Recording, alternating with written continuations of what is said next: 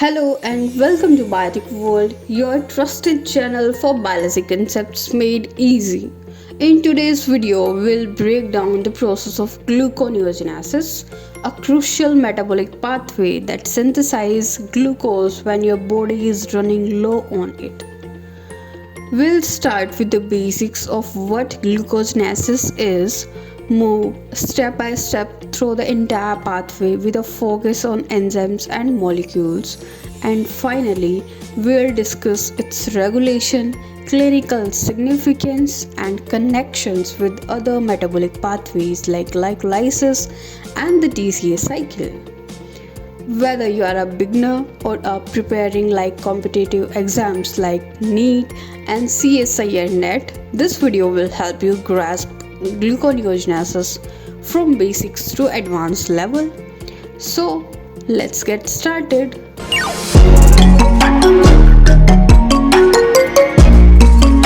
Let's begin with the basics. Gluconeogenesis is the process by which your body produces glucose from non-carbohydrate sources. This process becomes active during the times of fasting, starvation, or low carbohydrate intake. It primarily takes place in the liver and to a lesser extent in the kidneys. Now, why is gluconeogenesis important? Glucose is the primary energy source for the brain, red blood cells, and other tissues. When glucose is not available from food, the body synthesizes it from other molecules to maintain blood sugar levels and keep your body functioning. Before we go deeper, it's important to understand the relationship between glycolysis and gluconeogenesis. In glycolysis, glucose is broken down to produce pyruvate and ATP. In gluconeogenesis, the process is reversed. Glucose is synthesized from pyruvate. However, it's not a simple reversal. Three key steps in glycolysis are irreversible and must be bypassed by unique enzymes in gluconeogenesis. Don't worry, we will discuss these bypass steps in detail soon. Now, what are the sources or precursors for gluconeogenesis?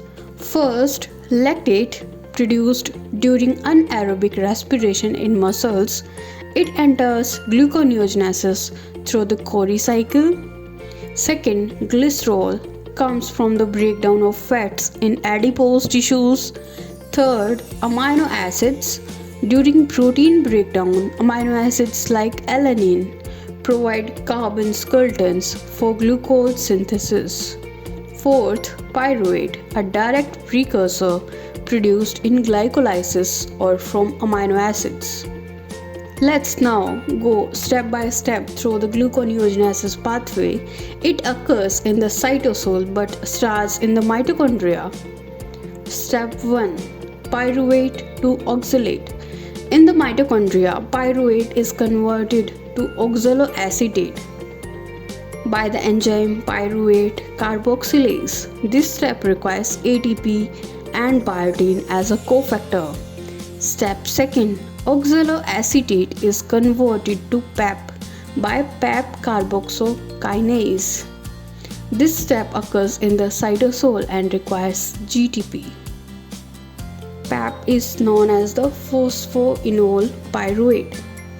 Our step 3 is a reversible step. PAP is converted back to fructose 1,6-bisphosphate through reversible reactions of glycolysis. Next is the step 4, fructose 1,6-bisphosphate to fructose 6-phosphate. The enzyme fructose 1,6-bisphosphate bypasses the irreversible PFK1 step of glycolysis. This is a major regulatory step.